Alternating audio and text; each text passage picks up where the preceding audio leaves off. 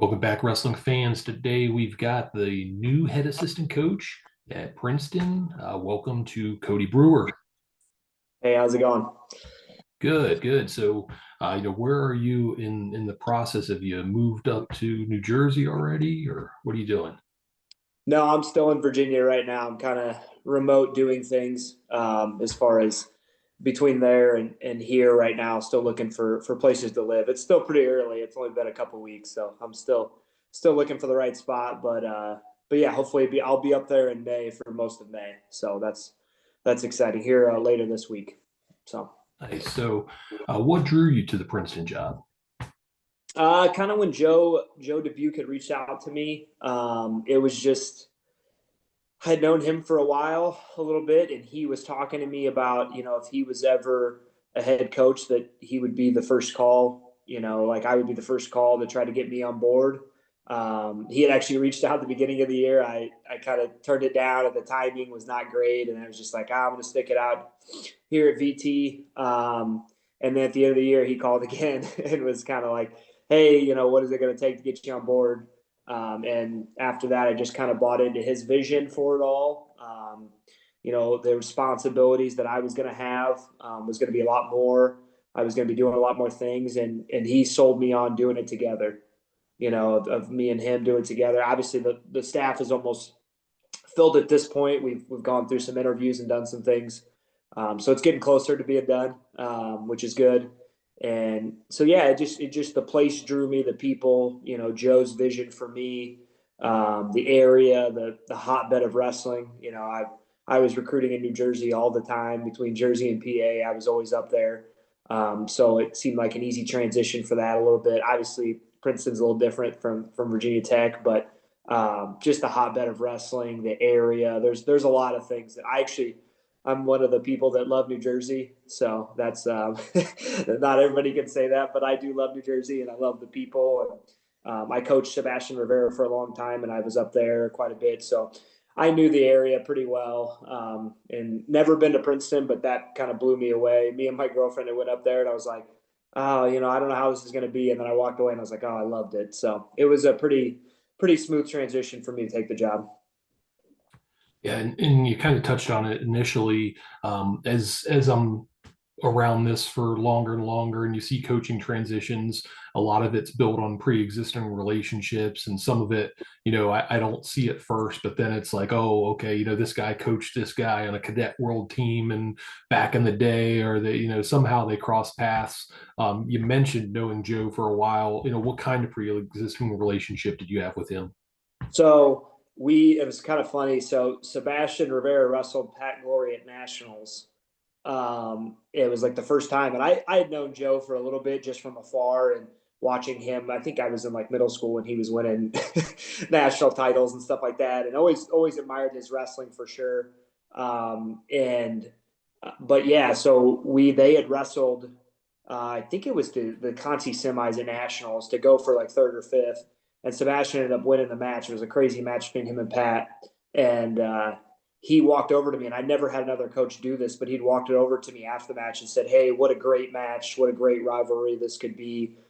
Little did he know Sebastian eats like a heavyweight, so there was no way he was making 25 again. But um, but yeah, but so it was cool. I mean, I never had that before. The respect aspect from then on out was always good.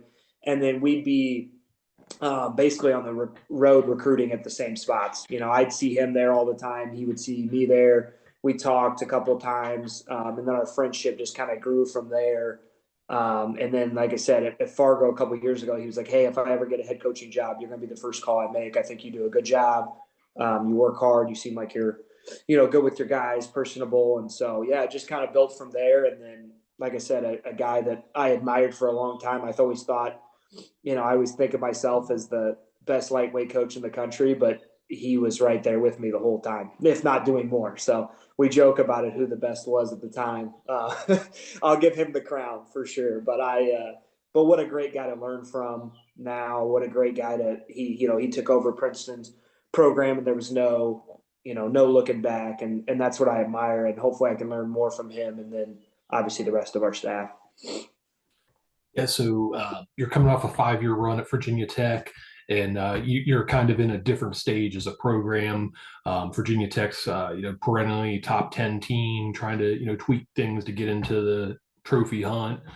Princeton, very young this past year. I assume very young again. Yep. Maybe a little more experienced, but how exciting is it for you getting to work with almost like a blank slate and just a very young, hungry team? Yeah, I think at VT we had a lot of established guys. Towards the end, like Makai Lewis and those guys were kind of, like towards the end of their run. And now, I'm going into a bunch of young guys, and I kind of looked at our lineup with Joe the other day, and it's a lot of freshmen, sophomores, couple seniors here and there. But yeah, there's something about the challenge to me that excites me. That like Princeton's never been in the top 10 at the NCAAs, and that excites me. There's a lot of things with their young team that I see as as puzzle pieces right now. These guys could be here at the end of the year. They just need and I give credit obviously Quincy and Reese for helping out Joe last year, but he was basically coaching on his own full time to even get these guys ready. And I've already been in some end of the season meetings that we've had just through Zoom with the guys, and everybody's excited about the staff that we're trying to put together. And I think with the young guys, it's definitely a different transition, but I feel like I can have a big impact in these guys' career early. And that's when you start with somebody, even if they have just 3 years left or whatever it is, it's like whenever you start with somebody like that and work all the way through, hopefully the end of the end of their career, you really get a hold on things, and they're better off with it, right? I think they're all excited.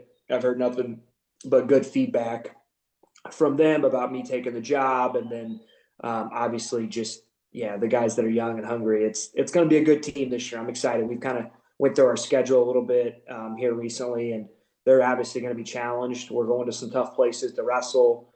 Our duels at home are tough. The schedule we have kind of planned out is built for those young guys to be tested. And I'm excited to see where they go, in that way. That's my job to get them ready. So, And then kind of building off a couple things you said, um, I'm sure your experience working with, a top 10 program like Virginia Tech is going to help as you're trying to relate and get things started with these young guys in this Princeton program that's trying to break into the top 10, for the first time in program history. So, yeah. I'm sure you're able to use those experiences with Virginia Tech as you're working forward here. Yeah, no, and I think too, like all my experiences have helped. Me being at Oklahoma for 5 years, I was at Northwestern for three, now being at Tech for five. I just think it's when you start coaching, and it's crazy to think I'm this will be my ninth year already, but it's you just gather all your information and experiences from competing to coaching to being in different places, different people. I remember one of the best guys that I learned a lot from was Andrew Howe, and I was with him for a couple years at Oklahoma. I was with him, coaching at Northwestern, being kind of right beside him, and I picked up more from that guy that I can imagine, especially working with young guys. I think he was one of the best coaches I've ever seen work with young guys in that way. And then when I got to Tech, learning just more than anything from the guys on the team. It was a different, just different crew. I started with the Sam Latonas, Cooper Flynn, a lot of Corbin Myers, a lot of the guys I coached at Tech. They were just different kids, than what I was, kind of Northwestern, and you just pick up things from them as athletes and how to do things and how to talk to guys. And I think one of my best strengths is building those relationships. Hopefully for the long haul. Those guys we're all really close still to this day. And I think that's really important to me as assistant coach, is about build relationships and then being able to execute, in the time. And I think with anything with me, that goes back to my Oklahoma days. Coach Leitner was a guy that I looked up to, obviously, a little bit, didn't know a ton about his wrestling. And then right when I got there, I was like, this is the best coach I've ever been around, and you build that relationship up. I'm actually doing a camp for him this summer. We still have that great relationship, but he's a guy that, I kind of model, people always mess with me about whatever style I have. Well, it's the Leitner style that's gotten me to this point. and it's still the coaching. The things he did with me, I try to do with the guys because he was so relatable, funny guy. Obviously, could joke around, but could be serious. He was to me, he was all of that in one. And now that's what I try to model my coaching career after, is what he did with me. And then it's obviously worked with some of the guys I've been with, the Latonas, Rivera, all those guys, Cooper Flynn. Like a lot of those things have worked. I've had to tweak things, of course, because every kid's different. But all those things have worked to this point now, that I like have had success with. And I think it's just because he was so good that it's like, it's kind of hard when you learn from one of the best that you're like, oh, this is what I have to do. And then once I started doing it, it was like, oh, now there's no turning back. I'll keep making tweaks on it, but it's working, and these guys are wrestling well, having success. And then, obviously we're lifelong friends, in that way. That's the hardest part about leaving places, obviously, is the relationships you build with these guys, in that way. I think that I saw that from some head coach, I think in an interview or something, that he was talking about the hardest thing for assistant coaches is leaving is the relationships, and that's 100% true. When you leave and go somewhere else, you're like, man, I had A, B, and C, with me, and they were all great. And then, and going to a school like Princeton, we can't get transfers. So they're not, they didn't transfer with me, and then they chose VT for a reason, in that way. But I know that I have those relationships with those guys, hopefully until the end of their wrestling career. So, Yeah, I mean, it's always going to be somebody's senior year when you're leaving and you've established relationships like that. right, So right. I'm glad you mentioned Michael Leitner, because I want to circle back around to him a little later. But Yeah.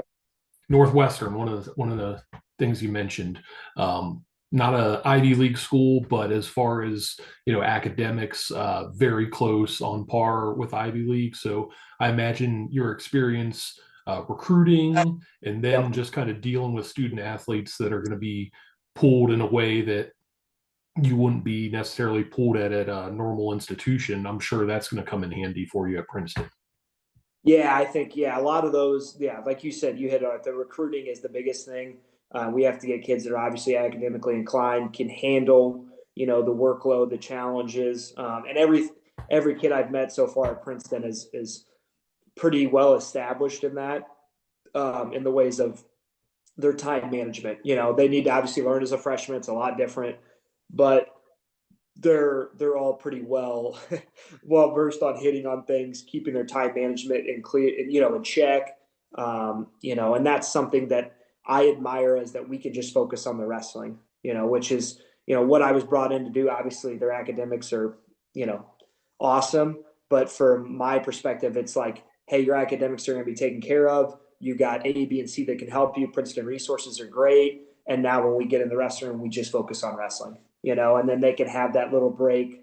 It's probably therapy for most of them in that way, to be able to come in, wrestle, get the most out of it, and then either go back to their studies or have, free time in that way. But Northwestern definitely helped in that way of finding, and it's all about too, and it goes back to school, not school. It's all about finding the right fit for your program, the right kid. You could be anywhere like VT or, wherever, Northwestern. You got to find the right guys for your program. And that's what, we're really going to try to focus on. Obviously, the academics are very high, but the right fit, the right kid that can come in and handle the workload, can, be an All-American, national champ, all those things. You have to find the right kids for your program. And that's something I'm going to learn more at Princeton, that, you really got to, knuckle down and find those right kids that can be like, hey, can you handle this? Plus, we're going to ask you to be a national champ on the mat too. And that's the kids you want to work with. I won't probably have any academic problems again at Princeton, in that way of like, I will never have to get on to anybody and be like, hey, do your schoolwork. So these guys just need somebody to lean on, it seems like, just from talking to them, and somebody to support them, through the academic side of it. And then, we get on the mat. It needs to be obviously enjoyable for everybody, but obviously a reason to come in and work hard and try to accomplish their goals. All right, so circling back to your career, your junior year was just one of those remarkable NCAA tournaments. If you're just looking at it now, you'd look and see 13 seed, wow, big underdog. But actually following it at the time, the 13 seed was kind of what it was. It wasn't that much of a stretch that you won a national title from there. But just the actual results at the time, the dominating, DiCamillo, Johnny DeJulius, Dardanes, even the final against Clark was not as close as the score may look on paper. I actually stumbled across a really good flow interview you did, talking about that year, and maybe that ties into it. But when did really that switch turn for you to not only get to the guy that's going to win a national title, but just kind of dismantle everybody along the way? I appreciate that. Thank you. I think it changed a little bit after my sophomore year. My first 2 years I placed, it took seventh and then eighth. So in my mind, it took a step back my sophomore year. And that summer, just kind of something had clicked a little bit that I was like, man, my coaches were telling me, and we were talking about it, and it was just like, this is the time. And I remember kind of wrestling a couple older guys that I had, not struggled with in practice, but just they were tough. I had a good training room, a good environment, and I was always like, man, I don't win these matches, these goes very much. And that summer, I don't know if it's just because of how I felt or what I had done so far, but it was kind of the next step to try to, climb over that mountain, I guess, that I placed twice, but now it's time to try to win it. And that summer, I remember getting takedowns on guys that I never got. My wrestling was good.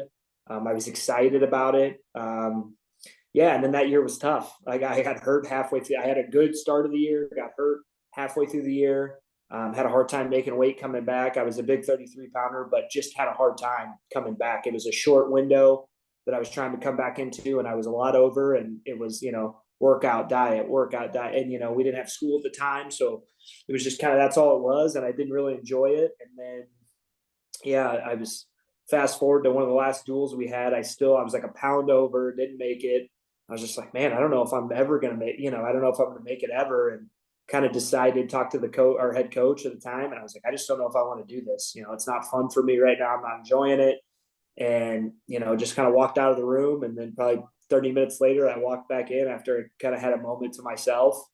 And I was just like, all right, I'll do whatever it takes. We had a duel on Sunday. It was our last home duel of the year. And I had that match, and I made weight, won, and then kind of just kept my weight under control for the rest of the year. And I won the Big 12s and then went into nationals and won that. But it was more about just something to prove. And I felt like I was the best guy all year. It just kind of fell into my lap that I got put where I got put. It was a really weird year on seeding, I think, just in general. There were some other guys that got seeded in crazy places too, but I think that's how the NCAA tournament goes every year. You never know. But it was pretty awesome in that way that it was in St. Louis. My family got to experience it.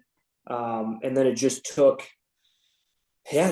putting 5 matches together. It didn't really matter who it was that day. It was just kind of like, hey, you're going to have to wrestle your style. We're not going to really wait or dictate to anything. I mean, Coach Leitner, I remember talking to me, there's no real strategy for a lot of guys. DeJulius I had wrestled a couple times before, kind of knew what he did, but everybody else, it was just kind of like, even Dardanes, who I knew was really tough. I was like, I kind of know what he's going to do. He got takedown on me first, and then I was like, all right, now it's time to start rolling. So it's about putting 5 matches together. But for me, I think it's helped so much in the coaching, circuit in that way of I can relate to a lot of people. I was never seeded number 1. I was never undefeated all year. I was never, I don't even know if I was ever a top 4 seed, maybe once. And so that's really relatable to a lot of people. I've been on the top, and then I've been, at the bottom at times. So for me, coaching wise, I kind of can relate to a lot of people because, some people can't, it's just, they either Sure. always good or maybe never got to that point. And for me, it's like, I've had a little bit of both.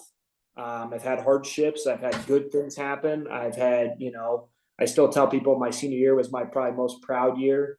And the fact that I got kind of stunned in the semifinals, and then came back and took third and ended my career out on 2 wins, which is what I wanted. But at the time was really, really hard, because in my mind, I was the returning national champ, wanted to win it again. And it just didn't go my way, and so that's wrestling and that's how it is. But man, I was excited to finish third and to finish my career out that way. and then come back and be like, all right, now let's hit the freestyle circuit and things like that, or start coaching. And so I think I can relate to a lot of athletes is awesome. That's what makes coaching, and I got to be able to relate to you a little bit, and then and that way I think those relationships start to develop. Hey, I've been where you've been, or hey, maybe I haven't been where you've been, but let's try to get through it together. And so I've been gifted and blessed in that way that I've been through a lot, but I've also come out on the other side a lot too, which is kind of what you want as a coach. I remember Coach Leitner had won a national title at OU, and that's what I was looking for, somebody who had done it, so that I knew what it was going to take to actually do it. And the fact that he won one was a big sell in that way for me to go there. But that was like, amazing in my mind. Like, this guy's done what I want to do, and high school, I had good goals and, got most of those goals down. But when I got to college, it was like, I got to be around somebody who's done it. And he had done it. And that was a big selling point for me. And we had a good relationship, even on my visit. And I really liked him. And I was like, this is a guy I need to be around. And our styles kind of matched up, wrestling wise. So that's a lot of times what I'm looking for too, coaching wise. If this guy wrestles even a little bit like me, then let's try to get him in and let's make it happen. So, All right, so you mentioned Leitner a couple times. Looking back at Oklahoma wrestling last 20 years or so, with apologies to Robbie Waller, your national champions have all been 41s and you mentioned you're a big 33. So if we could do some sort of fantasy match, four-way tournament, round robin, Leitner, yourself, Tion Ware, Kendrick Maple, how does that work out? I don't know. I don't think I win any of those matches, to be honest. I like to think I would, maybe a couple, but that's not even Sam Hazewinkle, all those guys. I mean, it's the crew that was there. Obviously, people that know the area, know Oklahoma wrestling and Oklahoma in general. Mike was you know, Oklahoma guy through and through, and people know the effect that he had on the program. But I think he was 20 plus years, and it was nothing but All Americans, national champ. I mean, he did a lot, and like I said, I think he could just relate to everybody. He had that career where I think he was fifth, second, first. So it's kind of like he was always trying to get there, and then finally beat Doug Schwab in the finals his last year. And it's like I said, it sold me on it. But yeah, that bracket would not be a tough one. I don't know if I want to wrestle any of those. I've actually wrestled Kendrick in a match before outside. We wrestled in freestyle, and he beat me up pretty good. So I don't know. Those are. I like to think I'm the new generation of those guys, but they would be very, very hard to beat. So I know that. So I like to think Tion seemed like the hardest to take down. I would Yeah, for say sure. Kendrick was electric and was very athletic and could score on just about anybody. And then Mike might have been the fastest one out of all of us, as far as getting to a leg. And so I like to think maybe I could have taken advantage on top. Maybe, I don't know. I would have tried to get some. Maybe my best position would have been bottom. So I don't know in that way. But all those guys are really good, and to even be mentioned with those guys is an honor. So. Yeah, that's fun to think about. So we're taking this about a week and a half after the Olympic trials. Since then, or even at the venue, we're seeing guys retiring, and even Princeton had one with Kolodzik. Yep. When was it for you that you knew you were, hanging them up, or am I selling you short? And we're gonna see you at the No, U.S. I'm Open or done. Senior Nationals or something like that. No, I'm done. It was 2019. Well, I wrestled in the last U.S. Open, but to say I wrestled, I don't really know if that was a. I trained for about a month. My guys at Tech talked me into it a little bit, so I Yeah, wrestled one more time then. But I didn't. I didn't hang up the shoes or do any of the mat stuff like these guys do, which is okay. But I'm not that. I'm not that guy in that way. But but yeah, 2019, I was in the World Team Trial Finals against Graf. And I just there was some feeling. I won the US Open. I felt really good. But I just, the weight was same thing, kind of getting to me a little bit. It's the first time in that finals match I'd ever cramped up in a match ever. And I had double calf cramps like really, really early. And I still scored like 19 points because I think the adrenaline was just running. And it was a crazy match with him, but I kind of knew after those two finals matches, and then I had a true third match, I think, too. But I just kind of knew after that that I wanted to dive more into coaching, just full time coaching, and then I think I kind of got my goals. You know, was to make the world team was my last goal, that I kind of had as my career. Um, but yeah, that was kind of, I just kind of took a step back after the tournament. I was like, I think I'm done. I think this was it. I got kind of everything I wanted out of it. I gave it my all, in that way. And like I said, the last goal was to make a world team. I was close, real close. I think I would have had a Final X match too, but a lot of those guys I'd wrestled Joe Cologne that year, and then I'd wrestled Graf quite a bit. So I knew I was right there with those guys, but to me, it was kind of like I want to go out on top and just kind of, which is hard to do because you're like, I'm at the top of my game. And I felt like I was doing really well competing wise. I remember went back to Oklahoma to train for about a week or two and was back with Mike, and I was loving the sport, and it was great. But I kind of even told him, I was like, I kind of want to be done after this. I want to make this world team, try to get a medal, and be done. And it just didn't go that way for me. That's how the sport is. But I was actually super happy to walk away kind of on top and walk away at the best I'd ever been. I would have never wanted to walk away at, a point where I'm 3 or 4 years into it. Maybe I'm placing low at the Open. I'm there, but am I really engaged in it? And that just kind of, I went to 2 Opens before that. I actually didn't place it the year before, just didn't have a great tournament. And then the next year I won it. So it was, yeah, a lot of ups and downs in that career, but I knew when I stepped away, it was time to step away. I was like, I want to fully dive into coaching. And that was like my first year at Tech. So I kind of, that summer was decided to go there. And then my first year at Tech, I had kind of retired, and yeah, I've had nothing but great things ever since then. I'm able to wrestle more in the room. And I wanted to use those years. I'm 31 right now. I wanted to use those years with the guys, to be able to wrestle, 3 or 4 times a week, to still give them my best. And like I said, it was fun. I enjoyed it in that way. I was able to not, step away at 35 years old and be like, I can't even move now. and I know that's going to affect my coaching career. So it was always based on the coaching. That was kind of a thing. I wanted to dive deep into that. And yeah, but when I walked away, I loved it. I walked away at the right time. So I never knew when it was going to be, but I was like, man, I'm on top.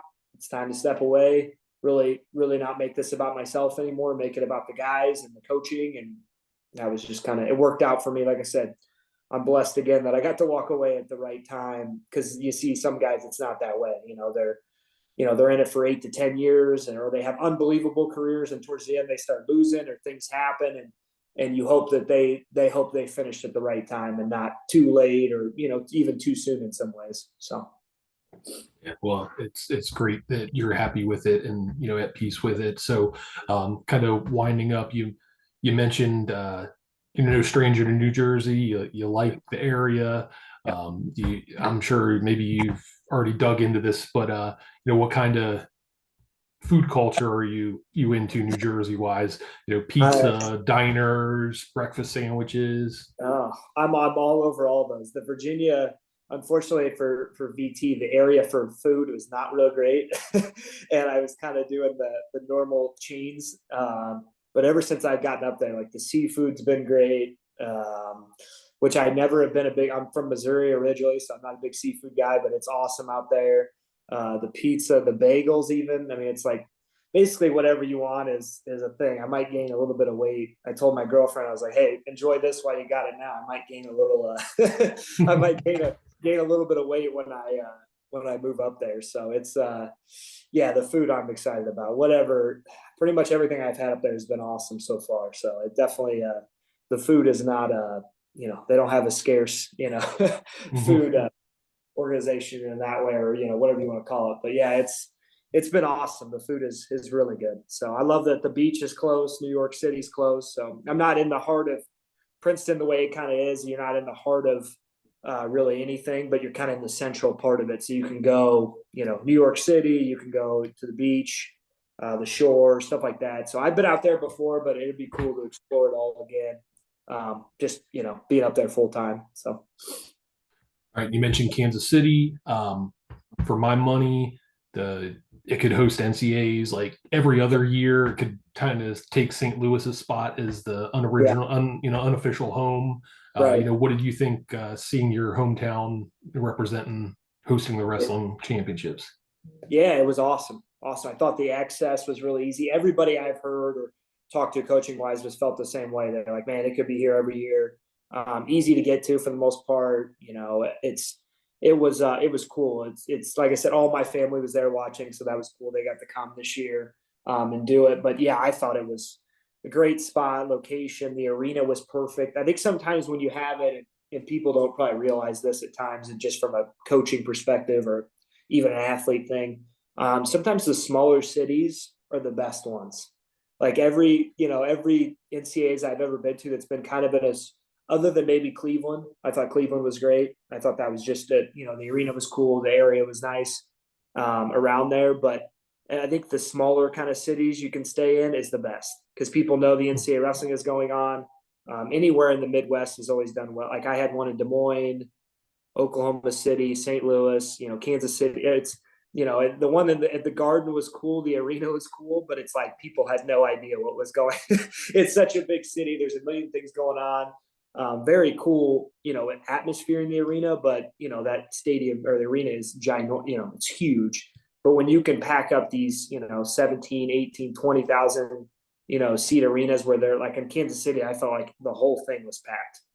From basically day two on, even probably at the end of day one, there was like no open seats, and I didn't think there was a bad seat in that arena just from looking at it. Obviously, I wasn't up there as much, but yeah, I thought Kansas City was great. Anytime they can have it in kind of a smaller city like that, I think it does really well. Probably really benefits the city as well. But it was nice for me. I got like a little vacation afterwards. I just stayed back in Kansas City, got to see my family for a little bit. So selfishly, I think if it was always there, that'd be great for me. But I know Philly's exciting next year because it's right up the we're an hour from Philly, so a lot of Princeton hopefully fans will be there in that way. So Yeah, I'm sure that's the case. So, how long until we see you doing either like a dance video or parkour or something like that with Reese Humphrey? I don't know. I don't know if I'm on Reese's game as far as he does a lot of those. He might be. I was up there with a workout and he was running the freestyle workout and I was just kind of watching and wrestling and helping out a little bit when I came up there. I went up there for about a week not too long ago and uh, he might be the most athletic guy I've ever seen. The things he can do, even not that he's old, but even at his age, it's super impressive. So I'm sure I'll make an appearance in a couple of videos. I don't have his moves or any of that, but I'm sure I'll make an appearance at a time or two. But Reese is funny, man. I like being around him. The short period of time I've got around him, he's a great dude. He loves wrestling. Super passionate about it on the freestyle end, and I think he's only helped. The RTC athletes we have and all the guys that are there. They had four guys in the in the Olympic trials. There, so that's super impressive. Not too many RTCs have that, and Reese is a big part of that. So All right. Well, that's all I have for you. Is there anything else that you want people to know about Princeton wrestling yourself or anything in general? no, man, I'm excited. I'm excited to get started. I think it'll happen soon. I think the staff is going to get. I kind of know right now, but I won't release it. But the staff is going to be full on board here soon, and I'm excited. A lot of winning on the staff, a lot of titles, and I'm excited about that. So I think, yeah, more than anything, I'm just excited to start and yeah, go Tigers. All right. Big thanks to Cody Brewer, new head assistant coach at Princeton.